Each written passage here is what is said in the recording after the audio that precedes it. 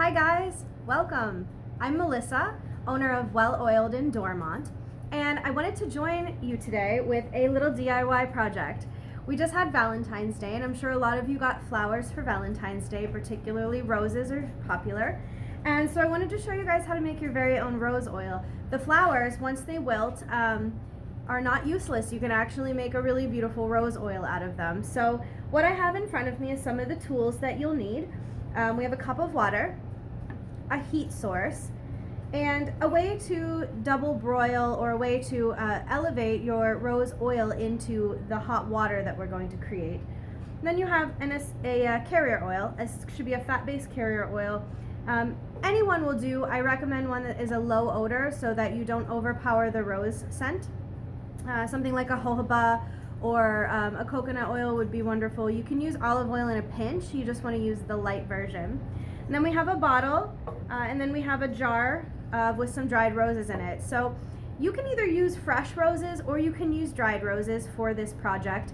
It really doesn't matter. The big difference is going to be the fresh roses will have a stronger scent, and dried roses, some of that scent is already gone. And so the dried roses are a bit more mild of a flavor, a scent. So what I have here is I've already kind of set up my double broiler. You can either use a measuring cup at home or and sort of hang that off the side of the pot. But the goal is so that the container we're going to put our oil in is not touching the heat source. We don't want it to actively touch the heat source. So we're going to put our water in here, and then we want some way to elevate our oil and rose petals so it doesn't touch the bottom of the pot. So for me, I've got this sort of in here. I've got a little plastic cup in here. It's going to be wired in. Okay, so we'll get started. So the first thing we're going to do, and I'm going to zoom in here so you guys can see. Okay. So the first thing we're going to do is we're going to turn on our heat source and put our water on. Now you can use your stove top. Really doesn't much matter. But what we're doing is just turning on our heat source, and we're going to put water in there because we want to get the water to boil. We want to get a nice rolling boil for the water. Set this aside. In your container, whether you use a glass container or you use a plastic cup like I'm using, you're going to put your carrier oil. So I'm using jojoba. So jojoba, and I'm using Plant Therapies. We carry Plant Therapy here in the shop. Jojoba is a great carrier oil to use because jojoba is the closest thing we have to the skin's natural sebum. This means it's really great for your skin, and this rose oil is going to be a really nice little facial oil cleanser that you can use. So jojoba is a good option for this project. You can also use coconut oil or whatever other carrier oil you have. So we're just going to put that carrier oil, and I'm not making a whole lot, so I'm just going to put a little bit in here. We're going to do about an ounce. You really don't need to make a lot of this. The more roses you have in there, the better. All right, so our water's heating up. All plugged in. Okay. Yep, I can feel my heat happening. Okay, so my water's heating up. I'm going to set my jojoba aside. And then the other thing we've got here is our dried rose petals, right? So I buy my rose petals already dried. If you have roses left over from Valentine's Day, you can use those. Any other dried roses you have in the house, or fresh roses, right? So go get those roses at the grocery store that are now on sale. Pull those petals off. And if you're using fresh roses, what you want to do is kind of bruise them. You want to crunch them, crumble them, bruise the petals. That's going to help release the oils out of those rose petals. And so you kind of just crush those fresh rose petals before you put them into the carrier oil. I'm using dried, so I'm going to do the same thing, except I'm going to use these dried petals. I actually buy rose buds, so you guys can see they're really, really beautiful. Rose buds. They do smell still good. I mean, you can still smell rose even when you have the dried ones. So we're just going to put your roses into your cup of oil. So we're just going to crush those. You can use your hands. You can use a mortar and pestle.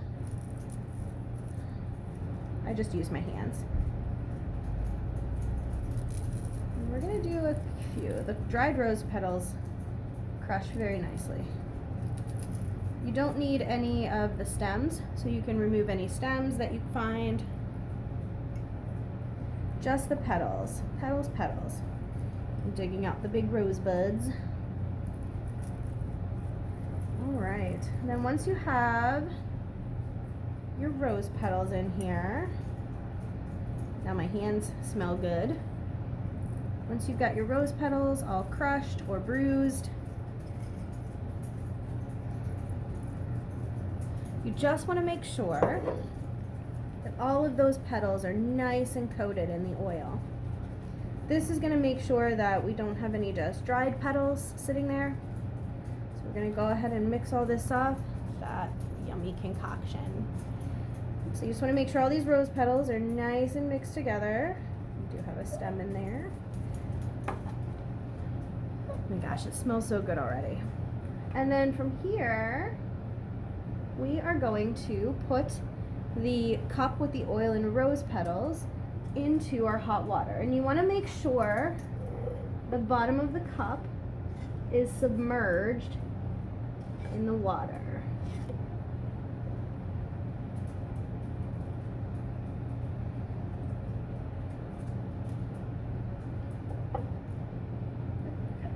Now make sure the bottom of your cup is submerged in the water without having it actually touch the bottom of the pan. Okay?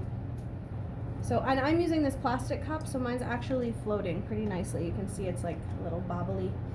And basically what we're gonna do is we're gonna let this sit. We're gonna let this oil warm up.